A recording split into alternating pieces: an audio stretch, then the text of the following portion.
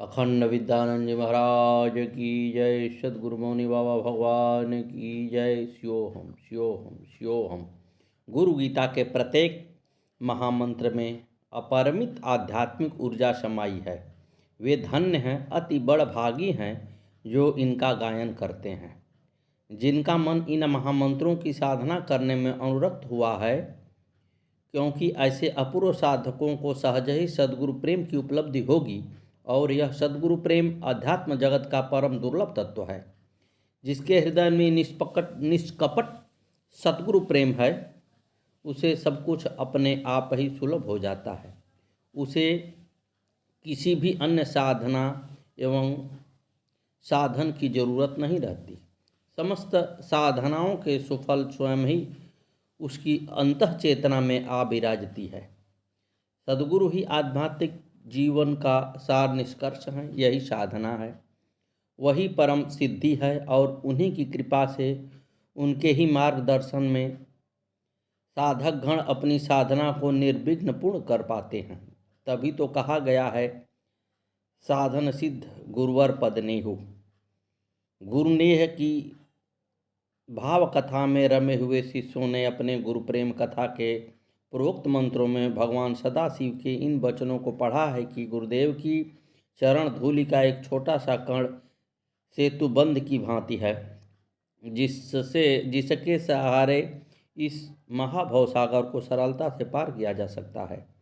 गुरुदेव की उपासना करने में तल्लीन रहना प्रत्येक शिष्य का कर्तव्य है, क्योंकि उनके अनुग्रह से महान अज्ञान का नाश होता है। गुरुदेव भगवान सभी तरह की अभिष्ट सिद्धि देने वाले हैं। उन्हें नमन करना शिष्यों का परम धर्म है। इसका थोड़ा सा भी पालन संसार के महाभय से त्राण करने वाला है। सभी तरह की पीड़ाएं गुरु कृपा से स्वयं ही शांत हो जाती हैं। गुरु प्रेम की इस साधना महिमा के अगले क्रम को प्रकट करते हुए देवाधिदेव महादेव जगत माता भवानी से कहते हैं, सद्गुरुदेव भगवान की जय। पदाम्बज सर्वसंसार दावानल विनाशकम ब्रह्मरंधे सीताम्भोज मध्यस्थचंद्रमंडले कथादित्रिरेखां जे सहस्रदलमंडले हंस पार्श्वत्रिकोणे च अस्मरेन्तमध्यगंगुरुम। गुरुदेव की करुणा की व्याख्या करने वाले इस महामंत्र में साधना के गहरे रहस्य संजोए हैं। इन रहस्यों को गुरु भक्त साधकों के अंतःकरण में प्रेषित करते हुए भगवान भोलेनाथ के वचन हैं। गुरुदेव के चरण कमल संसार के सभी दावानलों का विनाश करने वाले हैं। गुरु भक्त साधकों को उन सद्गुरु का ध्यान ब्रह्मरंध्र में करना चाहिए। यह ध्यान चंद्रमंडल के अंदर श्वेत कमल के बीच में सहस्त्रदल मंडल पर अकथ आदि 3 रेखाओं से बने हंस वर्ण युक्त त्रिकोण में करना चाहिए। सद्गुरु के ध्यान की यह सर्वोच्च विधि है। यह ध्यान जीवन को शिव स्वरूप प्रदान करने वाला है। अत्यंत प्रभावशाली एवं परम गोपनीय, अति दुर्लभ एवं समस्त आध्यात्मिक विभूतियों को प्रकट करने वाला है। ध्यान की इस रहस्यमय विधि का प्रयोग श्री रामकृष्ण परमहंस देव के शिष्य दुर्गाचरण नाग किया करते थे। श्री रामकृष्ण ने उनकी पत्रता पर विश्वास करके यह विधि प्रदान की थी। जिसकी संत साहित्य में रुचि है, उनके लिए दुर्गाचरण नाग का नाम अपरिचित नहीं है। श्री रामकृष्ण के शिष्य में उन्हें नाग महाशय के नाम से जाना जाता था। गृहस्थ होने के बावजूद उनका जीवन सन्यासियों से भी ज़्यादा कठोर एवं तपप्राण था। उनके कठोर तपश्चरण के अनेकों कथानक संत साहित्य में पढ़े और जाने जाते हैं। नाग महाशय का सारा दिन गरीबों एवं दुखी जनों की चिकित्सा सेवा में बीतता था। चिकित्सक होते हुए भी उनके लिए चिकित्सा कभी भी व्यवसाय नहीं बनी, बल्कि उन्होंने सदा ही उसे सेवा कार्य समझा। अपने इस सेवा कार्य में, जिसे वे नारायण सेवा कहा करते थे, कभी कभी तो घर का सामान और रुपया भी दे आते थे। दिन भर की इस सेवा के बावजूद नाग महाशय की प्रायः संपूर्ण रुचि जप ध्यान में बीतती थी। उनकी साधना इतनी उग्र एवं कठोर थी कि सामान्य निद्रा की उन्हें कोई विशेष जरूरत नहीं रह गई थी।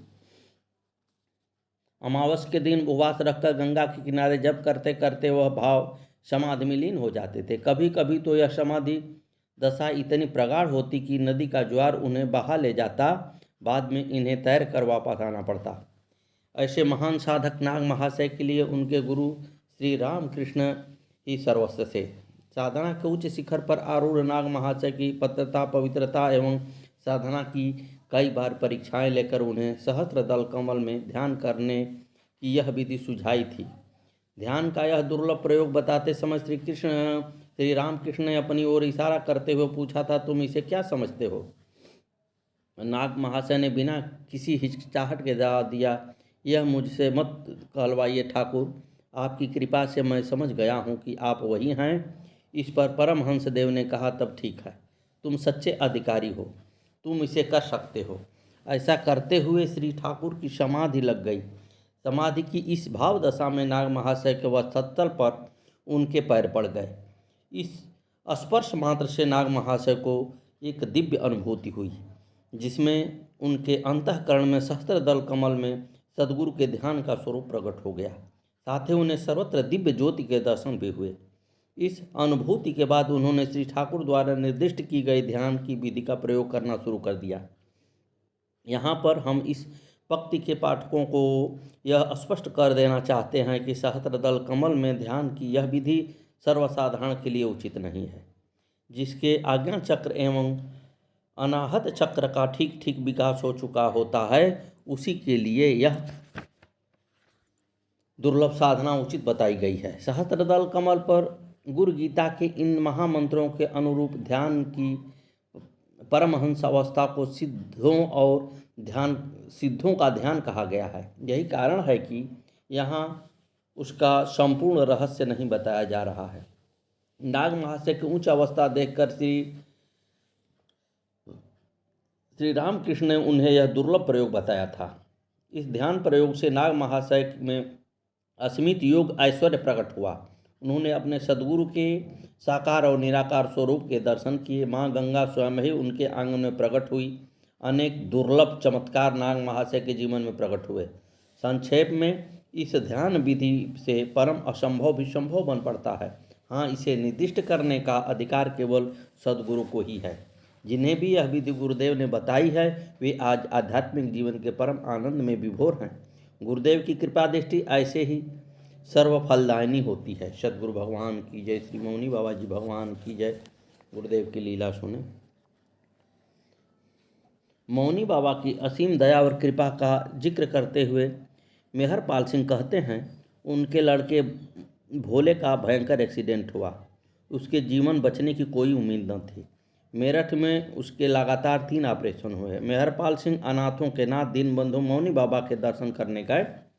नाउम्मीद के तूफान में अपने हृदय में उम्मीद का एक छोटा सा दिया जलाकर इन्होंने कुछ मिठाई लिए और मौनी बाबा के दरबार में जा पहुँचे।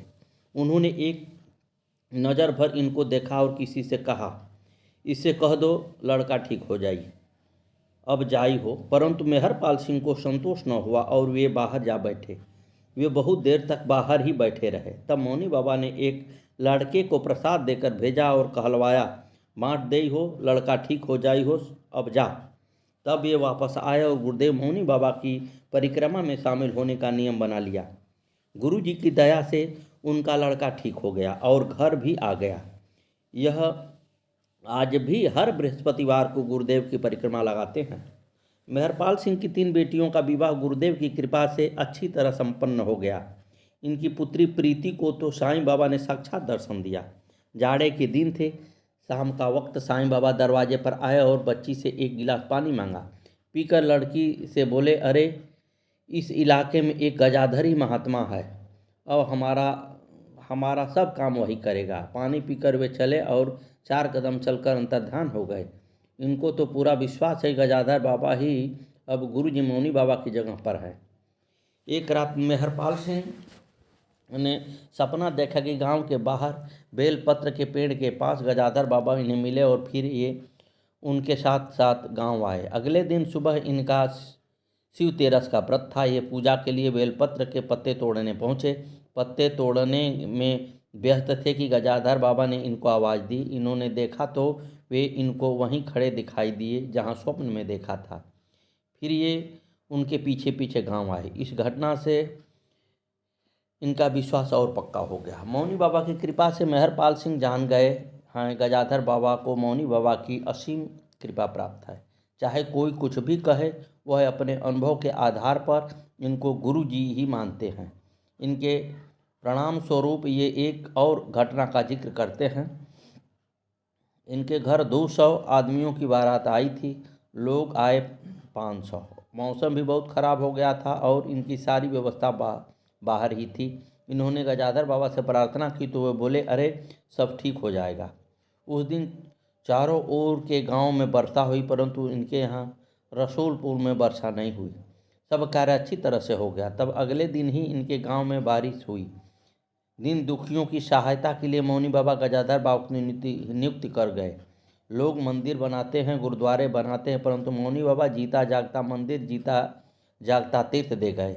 अपना ही एक स्वरूप दे गए, जिससे अपने दुख सुख कहकर हम त्राण पा सकें।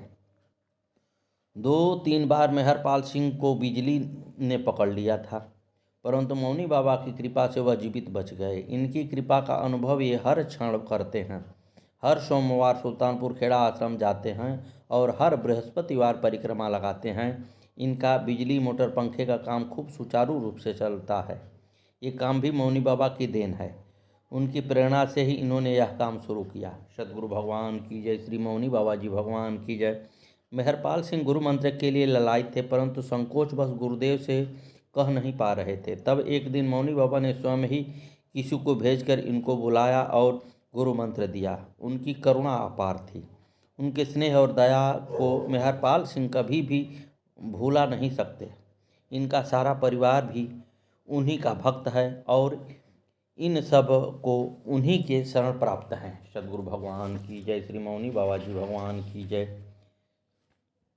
ब्रह्मानंद शर्मा मौनी बाबा भगवान के पास आया जाया करते थे और वे भी इस पर दया रखते थे। एक दिन इन्होंने मौनी बाबा से आग्रह किया कि बाबा मुझे भी गुरु मंत्र दे दें।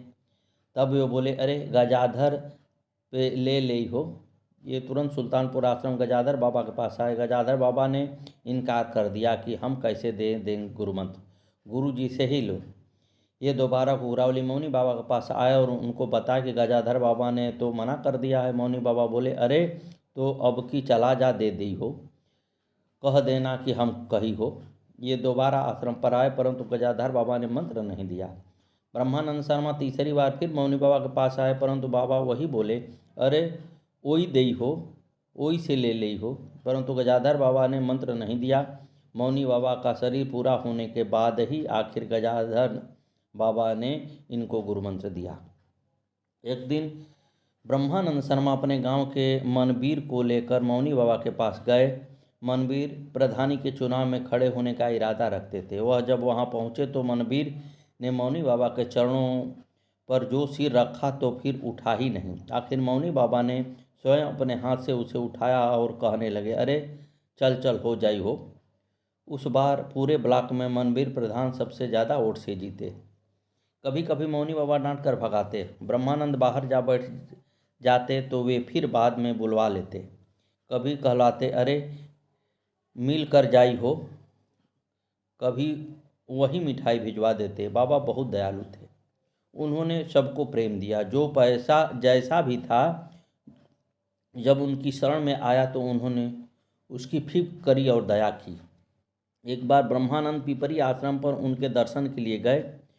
बहुत से लोग बैठे थे। ज्यों ही इन्होंने चरण स्पर्श किए, वे इनको भगाने लगे। अरे इसे भगा, इसे भगा, भगा इसे, ये शराब पीकर पिया हो, भगाए के।